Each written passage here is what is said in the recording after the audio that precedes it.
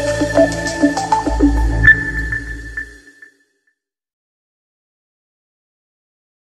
Everyone, data structures and algorithm की lecture series में आपका स्वागत है। ये जो मैं दो तरह से वीडियो रिकॉर्ड कर रहा हूँ, C++ वालों के लिए अलग से और पाइथन वालों के लिए अलग से। एक ही टॉपिक पे दो वीडियो होगी, तो पाइथन वाले पाइथन का देखें और C++ वाले C++ का देखें। तो ये पाइथन की वीडियो है, ठीक है। तो हम लोग आज बात करने वाले हैं लेक्चर नंबर 1 में रिकर्जन की, कि रिकर्जन क्या है। तो रिकर्जन बेस्ड है एक बहुत ही इंपॉर्टेंट मैथमेटिकल कंसेप्ट पे, जिसका नाम है रिकरेंस रिलेशन। तो रिकरेंस रिलेशन ये कहता है कि किसी भी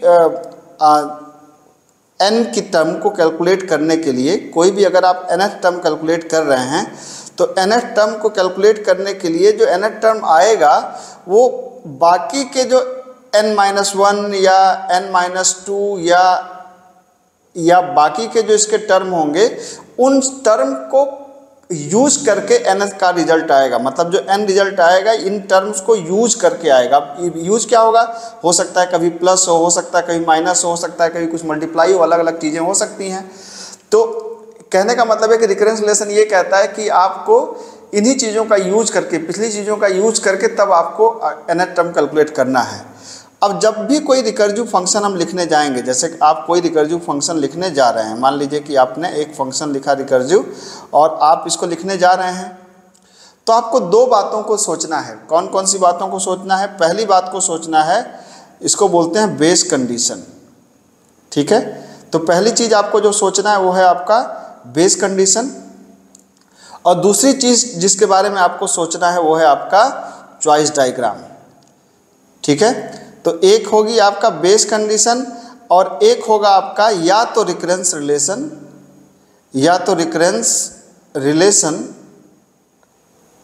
या तो चॉइस डायग्राम। इन दो चीज़ों का आपको इस्तेमाल करना है। तो अब बेस कंडीशन क्या है? बेस कंडीशन का मतलब होता है कि एक ऐसा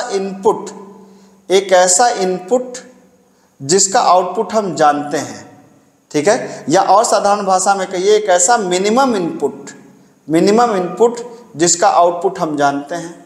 अब आप कहेंगे अरे ऐसा कह सकता है, किस इनपुट का आउटपुट हम जानते हैं? अभी मैं आपको समझाता हूँ। और ये रिकरेंस रिलेशन और चॉइस डायग्राम दोनों एक साथ नहीं चलेंगे। रिकरेंस रिलेशन या तो रिकरेंस रिलेशन लगेगा या तो चॉइस डायग्राम लगेगा, दोनों नहीं लगेगा, ठीक है। आइए इस चीज़ को हम लोग एक क्वेश्चन से समझते हैं। जैसे मैंने एक क्वेश्चन कहा कि एक क्वेश्चन करना है आपको कि write a program for printing the sum of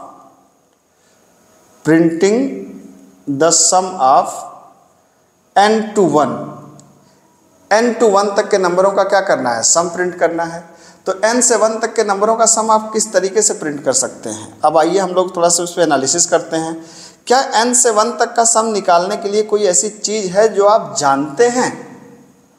ठीक है, ऐसी चीज़ जो आप जानते हैं, इसका क्या मतलब है? इसका मतलब यह है कि क्या अगर हम सोचो कि अगर n अगर 1 है, तो अगर n का मतलब अगर n की वैल्यू 1 है, तो क्या अगर मैं पूछूं कि n की वैल्यू 1 है, तो बताओ भैया 1 से 1 तक का सम कितना होगा? तो 1 से 1 तक का सम निकालने के लिए क्या आपको कुछ सोचना पड़ेगा? क्या आपको कुछ सोचने की ज़रूरत है?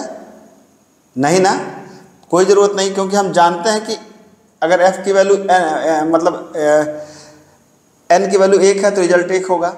अब मान लीजिए कि अगर हमने n की वैल्यू 2 रखा तब, तो 2 ने कहा कि यार कोई मुझे अगर 1 का रिजल्ट ला के दे दे तो मैं इसमें 2 जोड़ दूँ, ठीक है। तो देख लीजिए 2 प्लस फंक्शन ऑफ 1 का आउटपुट कितना था? 1, तो ये हो गया 3।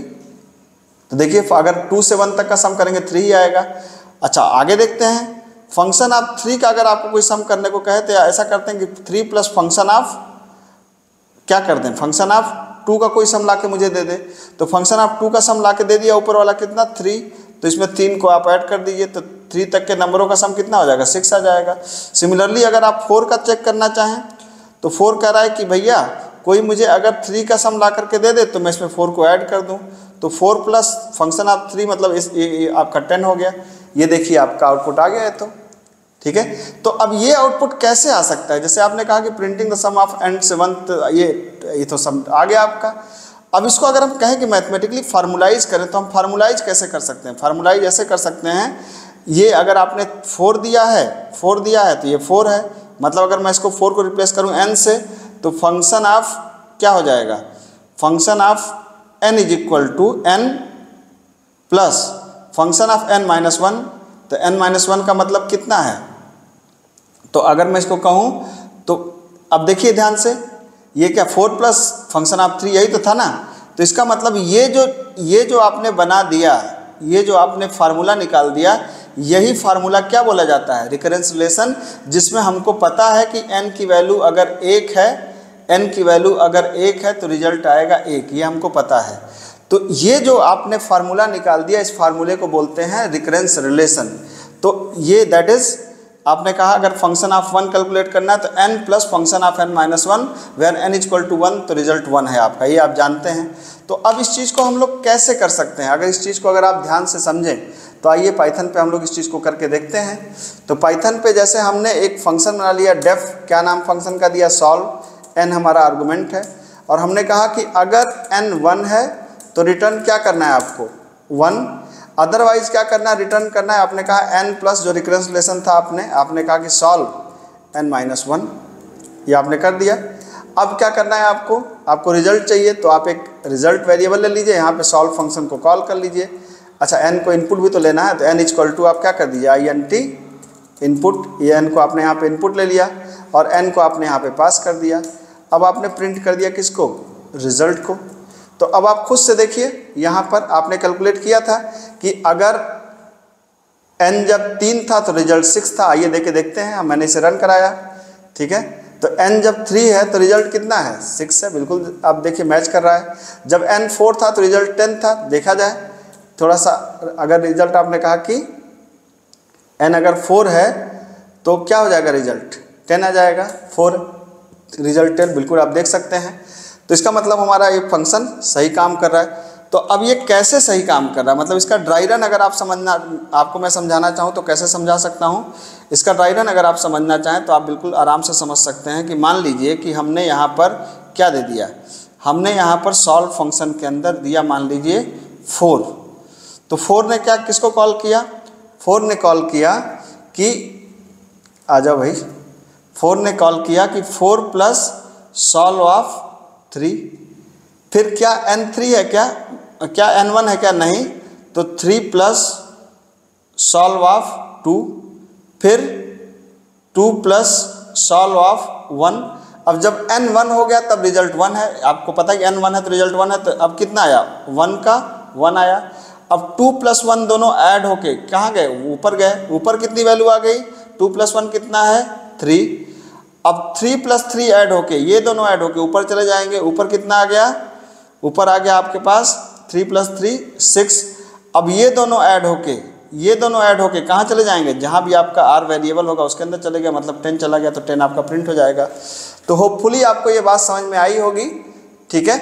तो इसको मैंने ये करने के लिए हैकर रैंक पे एक URL भी डिस्क्रिप्शन में दे दूंगा, तो मैं चाहूँगा कि आप 1 बाय 1 क्वेश्चंस को आप ऐड भी करते रहिएगा। तो अभी मैं जितने भी क्वेश्चन ऐड कर रहा हूँ उन क्वेश्चंस को आपको रिकर्जन से ही करना है, नॉर्मल तरीके से नहीं करना है, याद रखिएगा, ठीक है। मिलते हैं अगले लेक्चर में, थैंक यू सो मच।